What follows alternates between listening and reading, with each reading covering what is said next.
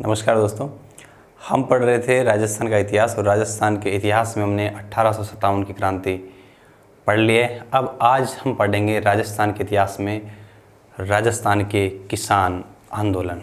तो देखो, राजस्थान के आंदोलन में हम किसान आंदोलन जब पढ़ेंगे तो देखो किस तरीके से हम इस तरीके से पढ़ेंगे ताकि ये समझ हो वो आपकी बेहतर हो और एग्ज़ाम से पहले आपको बार बार रिवीजन की आवश्यकता न पड़े। तो आइए शुरू करते हैं किसान आंदोलन।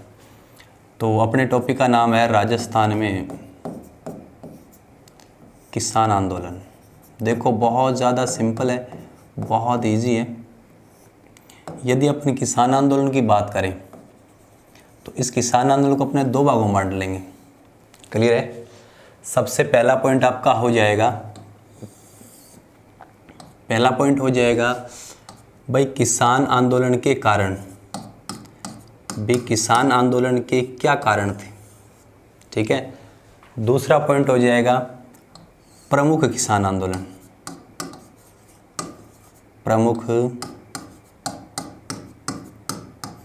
किसान आंदोलन। तो पहला पॉइंट था किसान आंदोलन के कारण और दूसरा पॉइंट हो जाएगा प्रमुख किसान आंदोलन। तो आइए एक एक करके हम लोग डिस्कस कर लेंगे। सबसे पहले किसान आंदोलन के कारणों की यदि हम बात करें, देखो ये जैसा कि आप राजस्थान का मानचित्र देख रहे हो, इसमें हम पढ़ेंगे कि कौन कौन से आंदोलन हुए। लेकिन इससे पहले हम समझने का प्रयास करेंगे कि आखिर किसानों ने आंदोलन किए क्यों, आखिर कौन से ऐसे कारण थे जिस वजह से किसानों ने आंदोलन किया। तो मैं 1 बाय 1 करके लिख रहा हूँ। पहला जो कारण था आप यूँ समझ सकते हो, बढ़ी हुई लगान की दरें।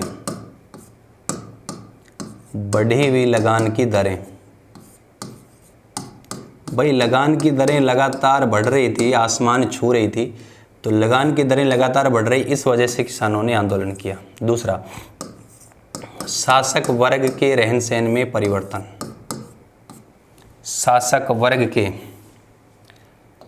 रहन सहन में परिवर्तन। शासक वर्ग के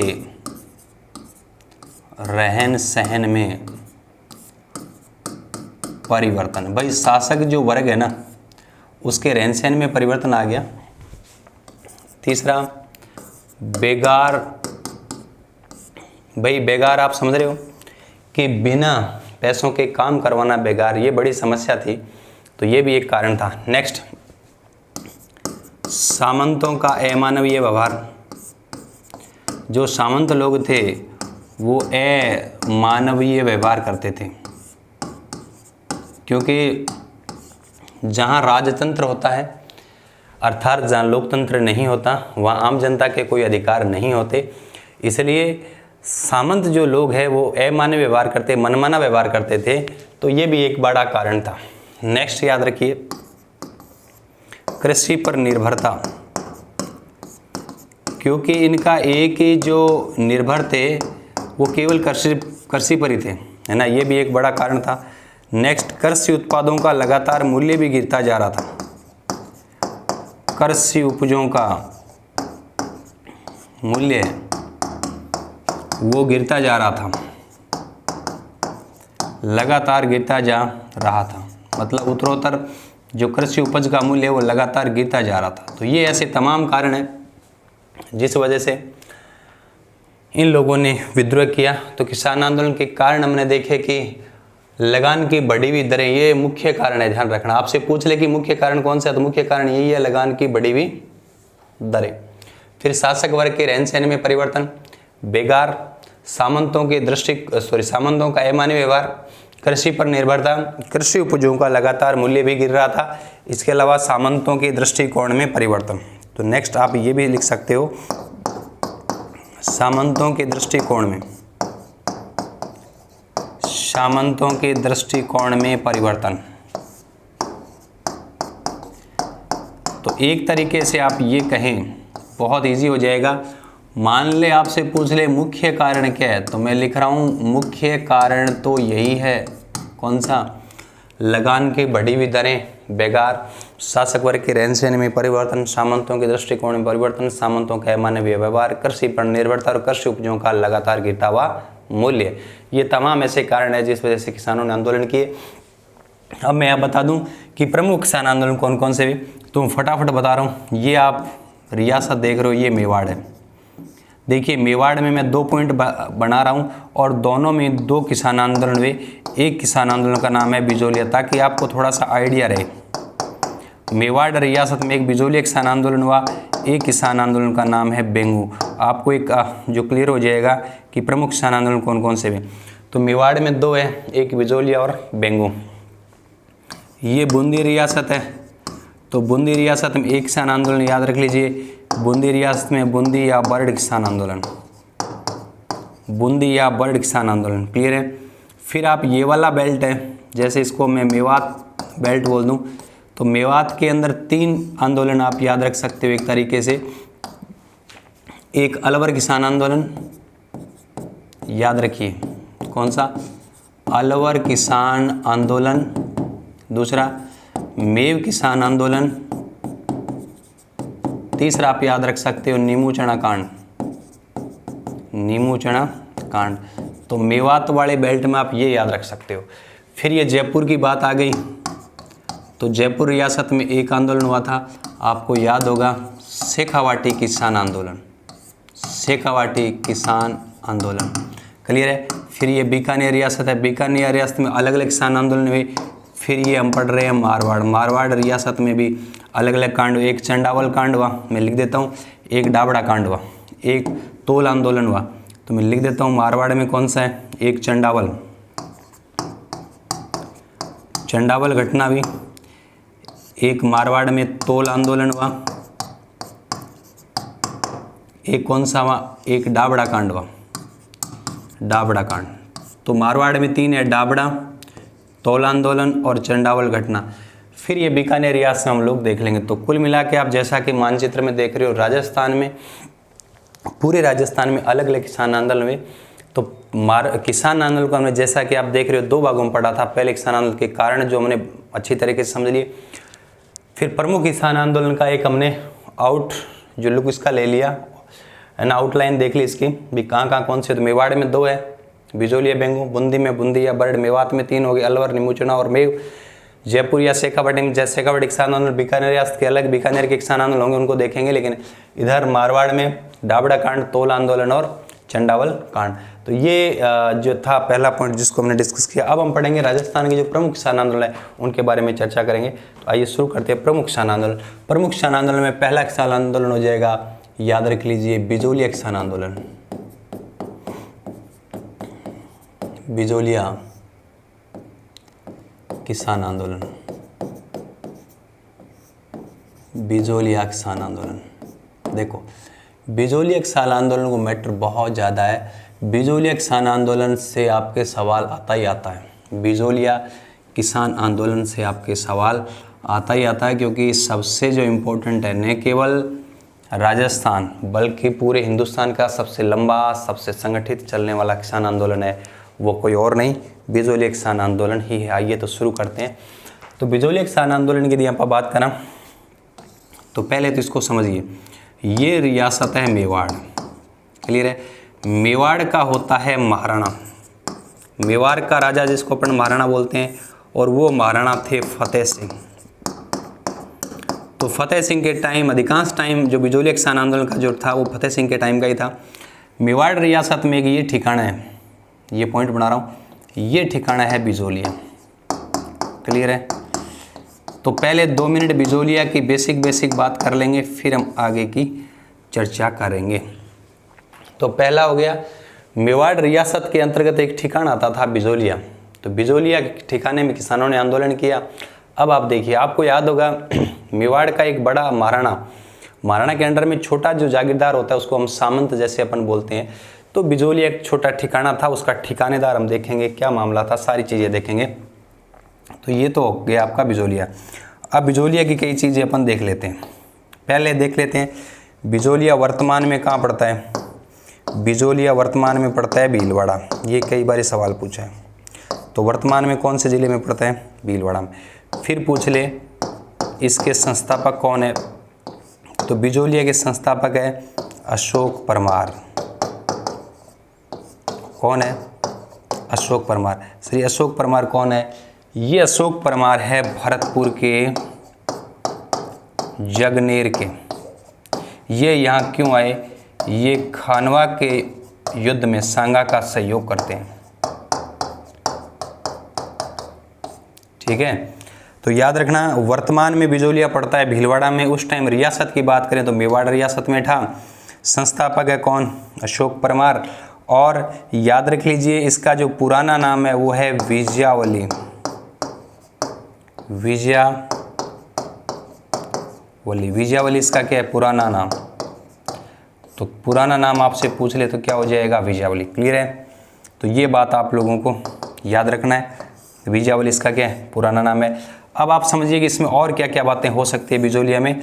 अब समझिए बिजोलिया का जो सामंत है, वो जो सामंत है उस सामंत का नाम है, याद रख लीजिए, कृष्ण सिंह।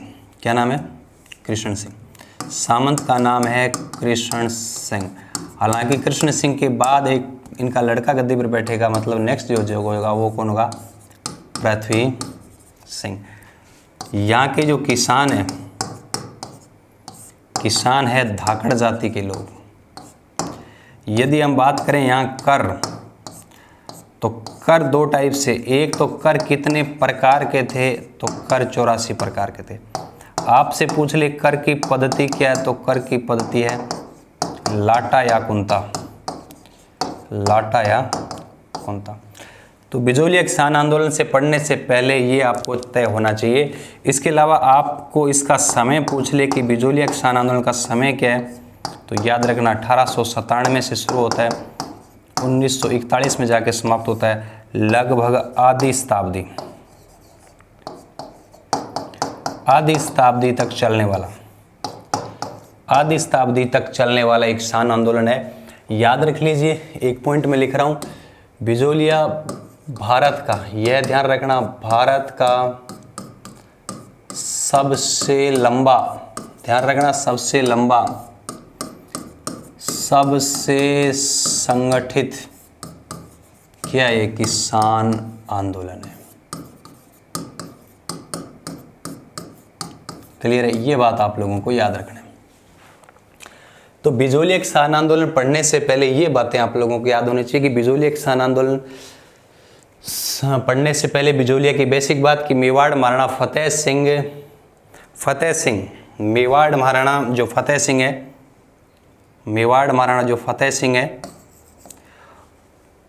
मेवाड़ महाराणा फतेह सिंह के टाइम मेवाड़ का एक ठिकाना कौन? बिजोलिया। उस बिजोलिया जो ठिकाने के ठिकानेदार कौन? कृष्ण सिंह और उसके बाद पृथ्वी सिंह, ये ठिकानेदार है। इनके अत्याचारों से पीड़ित होकर यहाँ के किसान धाकड़ जाति के, वो 84 प्रकार के टैक्स से पीड़ित थे। टैक्स की पत्ती लाटा या कुंता, तो उन्होंने आंदोलन स्टार्ट किया। 1897 में स्टार्ट हुआ था, 1941 में जाके समाप्त हुआ। लगभग आधी शताब्दी तक, लगभग आधी शताब्दी तक चलने वाला ये आंदोलन।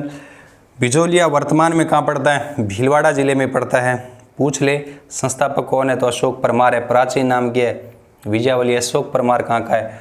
भरतपुर का है। खानवा के युद्ध में सांगा का सहयोग करने वाला है। तो ये सारी चीज़ें आप लोगों को याद रखना है। अब हम बात करेंगे बिजोलिया किसान आंदोलन की बेसिक। बिजोलिया की सामान्य परिचय हमने ले लिया।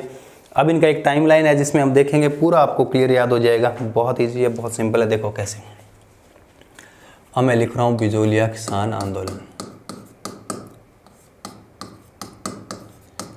बिजोलिया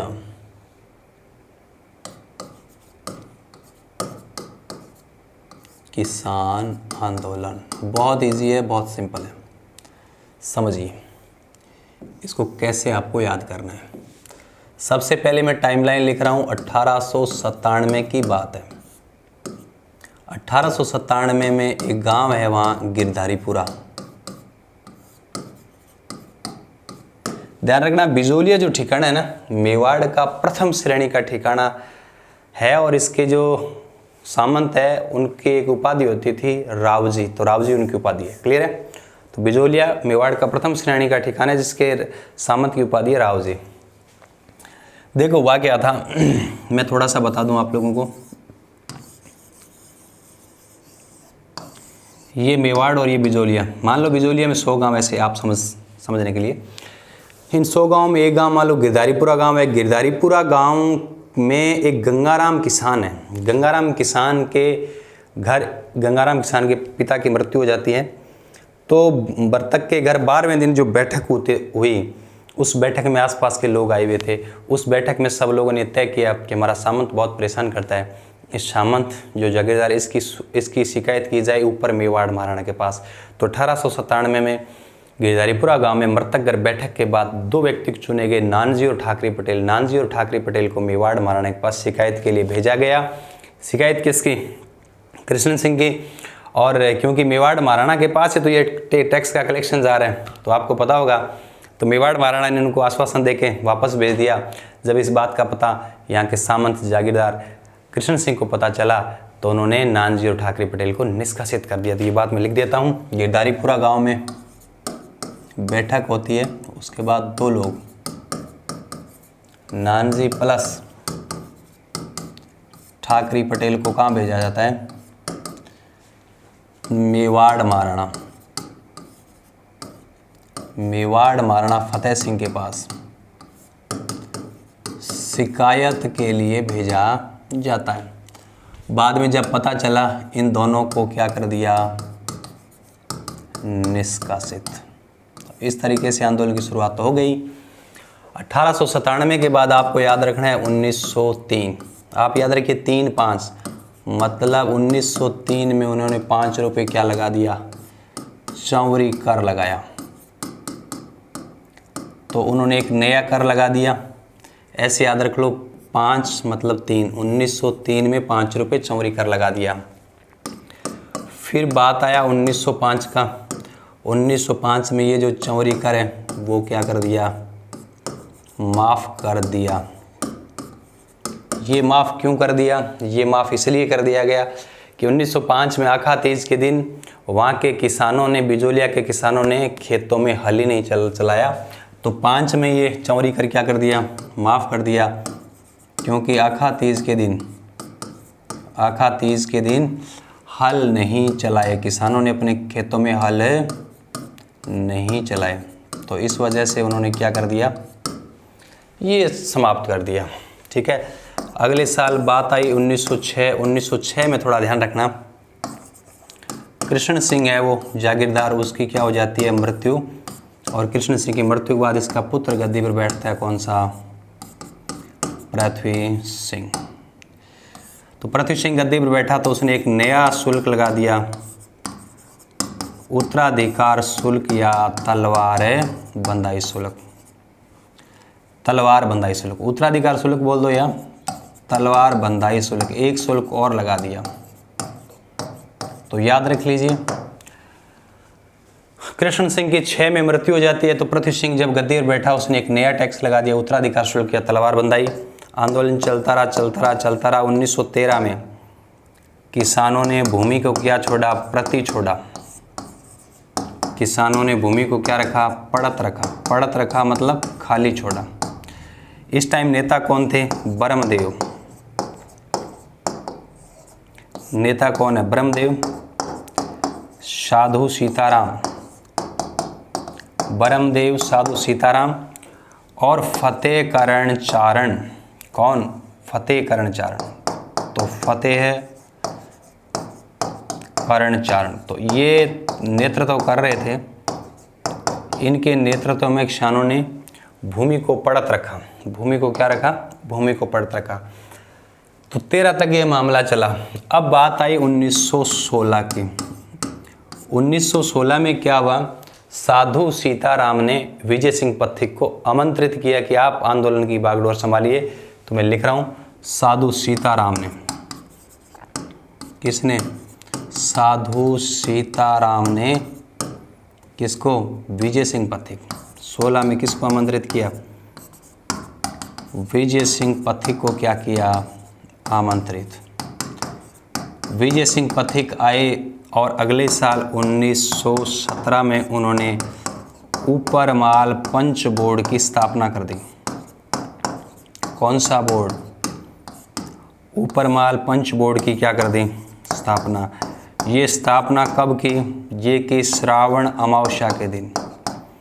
गुरुजी श्रावण अमावस्या वाले दिन तो के वह हरियाली अमावस्या है, बिल्कुल वह हरियाली अमावस्या त्यौहार आपको पढ़ाया हुआ है। हरियाली अमावस्या ये कहाँ की? ये की बेरी साल का बास। बेरी साल का बास, बेरी साल के बास गांव में उन्होंने ऊपरमाल पंच बोर्ड की स्थापना की। 16 में साधु सीताराम ने आमंत्रित किया वीएस पथिक को। 17 में उन्होंने ऊपरमाल पंच बोर्ड की स्थापना की हरियाली अमावस्या के दिन, श्रावण अमावस्या के दिन। और आपको याद होगा बेरी साल के बास में ऊपरमाल पंच बोर्ड की स्थापना की। और इस ऊपरमाल पंच बोर्ड का पहला जो अध्यक्ष बनाया गया वो किसको बनाया गया? श्री मन्ना पटेल को बनाया गया। किसको बनाया गया? श्री मन्ना पटेल। तो इस तरीके से 17 में आंदोलन ठीक ठाक स्टार्ट हो जाता है। तो ये अब 17 में आकर आंदोलन थोड़ा सा है ना बड़े पैमाने पर स्टार्ट हो जाता है। 16 में साधु सीताराम ने वीएस पथिक को आमंत्रित किया। 17 में ऊपरमाल पंच बोर्ड हरियाली अमावस्या के दिन बेरी साल का बास प्रथम अध्यक्ष बनाया गया श्री मन्ना पटेल को। ये आंदोलन चल रहा है। अब देखो आगे क्या होता है। आगे हम पढ़ रहे थे बिजोलिया किसान आंदोलन। तो नेक्स्ट हम देखेंगे कि आगे क्या होता है।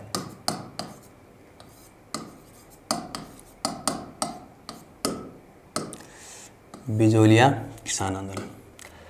तो हुआ क्या कि जब ये 17 में ऊपरमाल पंच बोर्ड की स्थापना की वगैरह वगैरह ये आंदोलन चल रहा था। बहुत इजी है, बहुत सिंपल है, आप तो सुनते जाइए जरा। ये आंदोलन चल ही रहे। तो विजय सिंह पथिक क्योंकि उत्तर प्रदेश के थे, बुलंदशहर के गोठावड़ी गांव में जन्म हुआ था। भूप सिंह इनके मूल नाम है, इनका मूल नाम है। ये कई एग्जाम में पूछा गया है। उत्तर प्रदेश में ये कई संस्थाओं से जुड़े हुए थे। आरएसएस है, राजपूताना, मध्य भारत सभा, सबसे जुड़े हुए थे। उत्तर प्रदेश में एक इनका मित्र है विजय सिंह पथिक का, गणेश शंकर विद्यार्थी। उत्तर प्रदेश के कानपुर से प्रताप नाम का समाचार पत्र निकालता है। देखो प्रताप नाम का समाचार पत्र निकालता है। तो मेवाड़ का महाराणा प्रताप है और प्रताप नाम का समाचार पत्र में क्या वो मना करेगा? नहीं मना करेगा ना, छापेगा। तो प्रताप की भूमिका तो समाचार उसको छापना पड़ेगा। तो विजय सिंह पथिक ने ये पूरे आर्टिकल लिखकर गणेश शंकर विद्यार्थी को भेजे। गणेश शंकर विद्यार्थी ने प्रताप समाचार पत्र में ये आर्टिकल छापा, आंदोलन छापा। तो ये पूरे भारत में चर्चा का विषय बन गया। पूरे भारत में जैसी चर्चा का विषय बना तो अखिल भारतीय 2 बड़े लीडर है ना, भारत के 2 राष्ट्रीय स्तर के नेता महात्मा गांधी और तिलक का ध्यान आकर्षित हुआ। तो महात्मा गांधी ने अपने निजी सचिव महादेव देसाई को यहाँ किसानों की सही दशा जानने के लिए रिपोर्ट बनाने के लिए महादेव देसाई को भेजा।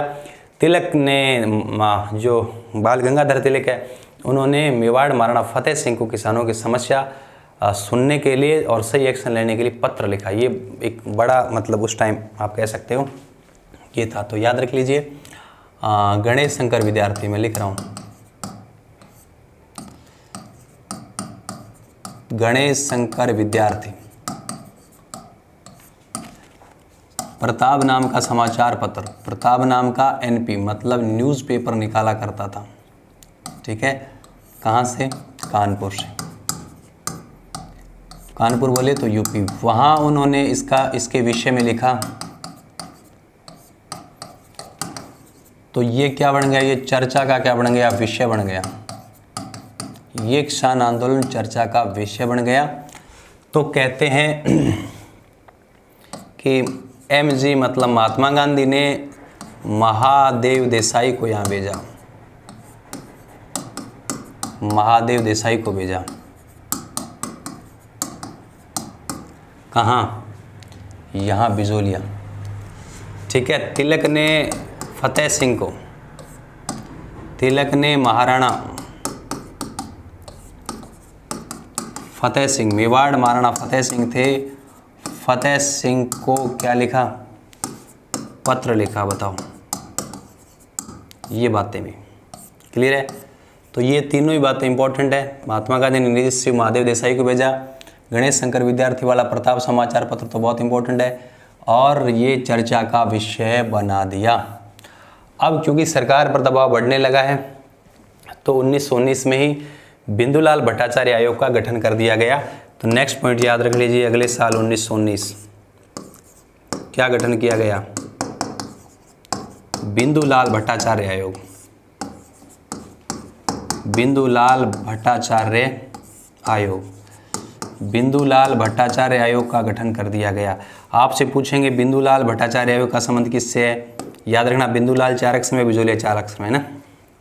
उसके बाद किसानों की कोई बिंदुलाल भट्टाचार्य आयोग का गठन कर दिया गया, लेकिन इसका कोई स्थायी समाधान नहीं निकला। फिर एजीजी हॉलैंड, तो 1922 में कौन आए? 1922 में एजीजी हॉलैंड को आना पड़ा, और एजीजी हॉलैंड ने कहते हैं कि 84 में से, टोटल 84 में से ना 35 कर क्या कर दिए? माफ़ कर दिए। लेकिन जागीरदार ने क्या कर दिया? मना कर दिया। जागीरदार ने मानने से क्या कर दिया? मना कर दिया। तो आंदोलन का स्थायी समाधान तो नहीं निकला ना।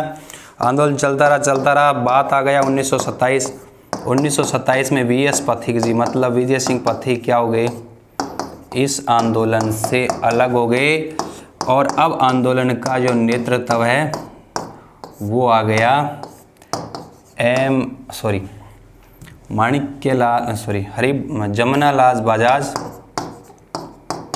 जमनालाल बजाज, सिकरवाल काशी के पास। अब नेतृत्व आ गया जमनालाल बजाज प्लस हरिभाऊ उपाध्याय के पास आ गया। तो अब नेतृत्व आ गया जमनालाल बजाज और हरिभाऊ उपाध्याय के पास आ गया, और आंदोलन चलता रहा। फाइनली 1941 की बात है। किसानों की ओर से एमएल वर्मा, मतलब माणिक्यलाल वर्मा, और इधर मेवाड़ की ओर से मोहन सिंह मेहता के बीच में क्या हो गया? ये समझौता हो गया, और आंदोलन क्या हो गया? समाप्त हो गया। तो इस तरीके से आप लोगों को याद रखना है। 1941 में जाके आंदोलन क्या हो जाता है? समाप्त हो जाता है। तो मैं फटाफट रिवीजन करवा देता हूँ। पहले तो बिजोलिया के बारे में 5-7 मोटी बातें आपको याद थी। फिर हमने कालक्रम में पढ़ा।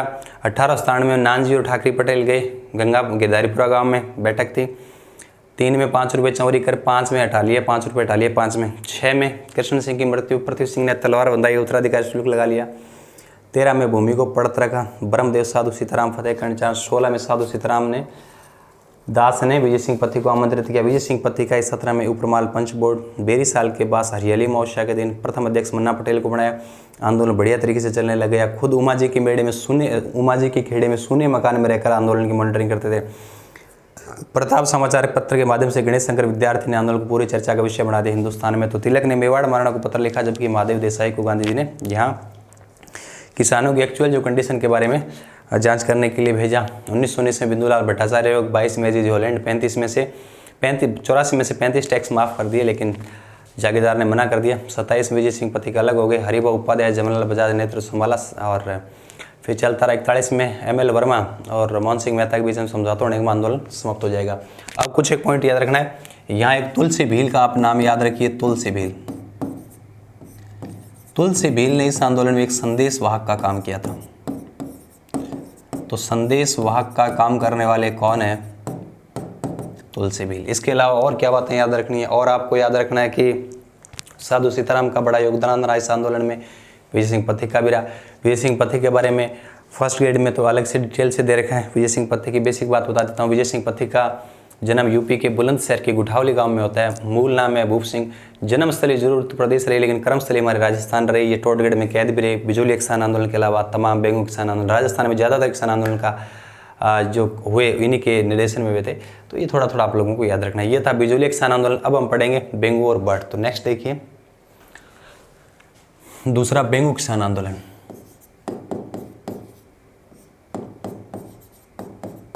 मेवाड़ में ये बेंगू किसान आंदोलन बहुत इजी है, बहुत सिंपल है। कैसे? देखो, ये देखिए राजस्थान का आप मानचित्र देख रहे हो, ये मेवाड़ है। मेवाड़ में ये बेंगू है। क्लियर है?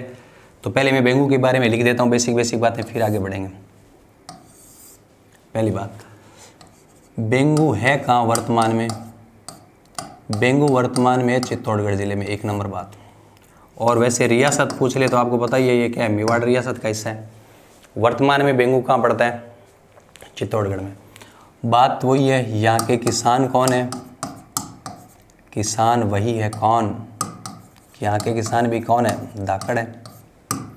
नेक्स्ट यहाँ कर कितने टाइप के, वहाँ 84 प्रकार के थे, यहाँ कितने टाइप के, 25 प्रकार के। यहाँ का सामंत अपन कह सकते हैं कौन है, तो यहाँ का सामंत है अनूप सिंह। क्लियर है।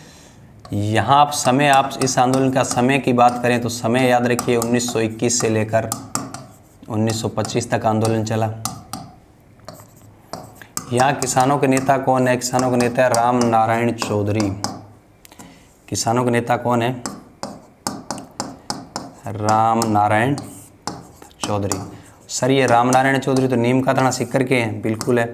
तो ये कहाँ के हैं, मूल स्थान है उनका नीम का थाना, तहसील सीकर में। तो ये थोड़ी थोड़ी बातें आप लोगों को याद रखनी है। क्लियर है। तो ये तो आपने पूरा मामला देखा। अब हम देख लेंगे कि यह क्या घटनाक्रम रहा। तो इधर याद रखिए कि शुरू हुआ था, देखो 21 से 25 टाइम है, तो मैं टाइम लिख रहा हूँ 1921 में आंदोलन स्टार्ट हुआ। कहाँ से हुआ, मेणाल के पास एक जगह है भेरूकुंड। भेरूकुंड से क्या आवाज शुरू हुआ। तो मेणाल के पास 21 से, देखो स्टार्ट हुआ 21 से, ये 25 है, तो 21 में भेरूकुंड से आंदोलन स्टार्ट हो गया। स्टार्ट होते ही 22 में समझौता हो जाता है इनके बीच में, दोनों के बीच में समझौता हो गया। मैं लिख रहा हूँ राम नारायण चौधरी किसानों का नेता है, राम नारायण चौधरी वर्सेस जो अनूप सिंह है ना सामंत, उनके बीच में समझौता हो जाता है। अनूप सिंह है ना, राम नारायण चौधरी और अनूप सिंह के बीच में क्या हो जाता है, समझौता हो जाता है। तो इस समझौते को वहाँ के महाराणा ने मान्यता नहीं की। महाराणा ने इसको क्या कह दिया, इसको बोल्शेविक समझौता की संधि दे दी। कैसे आप समझिए, बोल्शेविक समझौता क्या कर मानने से मना कर दिया। भाई 22 में किसानों, मतलब किसानों ने, राम नारायण चौधरी अनूप सिंह के बीच में समझौता हो गया। किसान संतुष्ट हो गए, अनूप सिंह ने बहुत सारी बातें मान ली। लेकिन अनूप सिंह ने बातें मान ली तो टैक्स मतलब छूट दे दी। टैक्स कम कलेक्शन होगा तो मेवाड़ महाराणा के पास कम ही जाएगा, इसलिए मेवाड़ महाराणा ने इसको रद्द कर दिया कि हम इसको नहीं मानते, ये बोल्शेविक समझौता है। बहुसंख्यक लोगों ने आपने अनूप सिंह को मनवा दिया। तो मेवाड़ महाराणा ने बोल्शेविक समझौता क्या कर इसको क्या कर दिया, मानने से इनकार कर दिया। और उन्होंने एक आयोग का गठन कर दिया, किसका, ट्रेंच आयोग। अब ये सवाल आपसे पूछेंगे कि ट्रेंच आयोग का संबंध किससे है। ट्रेंच आयोग का संबंध, ट्रेंच 2 अक्षर में, बेंगू 2 अक्षर में, बेंगू किसान आंदोलन। अब किसानों को जब पता चला कि यार हमने समझौता किया, उसको तो महाराणा ने माना नहीं और खुद ने एक आयोग बना दिया। अब किसान ने कहा भाई ऐसा थोड़ी होता है ना, खुद का कुत्ता तो टॉमी और हमारे वाला कुत्ता, ऐसे थोड़ी होता है, हम नहीं मानेंगे। किसानों ने एक नई रणनीति तैयार करने के लिए चांदखेड़ी नामक जगह पर अगले साल इकट्ठा हो रहे थे 1923 में। 1923 में किसान कहाँ वो इकट्ठा हो रहे थे, चांदखेड़ी, गिरधारीपुरा, सॉरी गोविंदपुरा, गिरधारी नहीं गोविंदपुरा। तो 1923 में ये गोविंदपुरा गांव में इकट्ठा हो रहे थे। तो गोविंदपुरा गांव में किसानों की क्या हो रही थी, सभा। सभा किसकी हो रही थी, किसानों की। जब ये किसानों की सभा हो रही थी, पता चला कि ये गोविंदपुरा गांव में इकट्ठा हो रहे हैं, तो यहाँ सेना भेज दी राजा ने, और सेना ने यह क्या कर दी, गोलाबारी कर दी। तो बाकी लोग भग गए और जो रुक गए वो क्या हो गए, शहीद हो गए। इसका मतलब ये हो गया, और रू से क्या हो जाएगा, रूपा जी, और कैसे क्या हो जाएगा, करपा जी। तो रूपा जी और करपा जी 2 किसान यहाँ शहीद हो जाते हैं। सवाल पूछेंगे कि रूपा जी और करपा जी का संबंध किससे है, बेंगू किसान आंदोलन से। जो रुक गए वो शहीद हो गए, गोली लग गई। और याद रखना, चलते चलते चलते चलते अंततः 1925 में जाकर ये आंदोलन क्या हो जाता है, ये आंदोलन समाप्त हो जाता है। तो ये था आपका बेंगू किसान आंदोलन। बहुत ईजी है। बेंगू चित्तौड़गढ़ 25 टाइप के कर है। धाकड़ किसान अनूप सिंह यहाँ का सामंत है, मेवाड़ महाराणा के अंदर ये आता है। 21 से 25 चला, नेता राम नारायण चौधरी। 21 में मेणाल भेरूकुंड से स्टार्ट हुआ, 22 में समझौता हो गया। मेवाड़ महाराणा ने बोल्शेविक समझौता क्या कर मना कर दिया, ट्रेंच आयोग गठन किया। 23 में ये गोविंदपुरा गांव में इकट्ठा हुए, है ना, किसान लोग सभा कर रहे थे। सैनिक आगे गोलाबारी कर दी, रुक के वो शहीद हो गए, रूपा जी, कृपा जी, और 25 में आंदोलन जाके समाप्त हो गया। ये छोटा सा आंदोलन था। नेक्स्ट याद रख लीजिए, फिर हम बूंदी का पढ़ेंगे, जिसे हम बूंदी या बर्ड किसान आंदोलन बोलते हैं। बूंदिया बर्ड किसान आंदोलन, ये क्या है इसको जरा समझिए। ये जैसे आप राजस्थान का मानचित्र पढ़ ही रहे हो और इस मानचित्र में ये जो है इलाका, ये तो आपका बूंदी है, बूंदी के टच वाले ये भीलवाड़ा है। तो बूंदी और भीलवाड़ा का ये जो बेल्ट है वो पथरीला इलाका, उसको क्या बोलते हैं? बर्ड क्षेत्र बोलते हैं। तो इस इलाके में हुआ, इसलिए हम बूंदी या बर्ड किसान आंदोलन बोलते हैं। बहुत ईजी है, बहुत सिंपल है। बूंदी या बर्ड किसान आंदोलन की यदि हम बात करें तो बात वही है। यहाँ भी थोड़ा सा देख लेते हैं। यहाँ किसानों पर कितने टाइप के टैक्स थे? यहाँ भी 25 प्रकार के टैक्स थे। यहाँ के नेता याद रखना, यहाँ के नेता है नयनूराम, याद रह जाएगा, नयनूराम और नित्यानंद।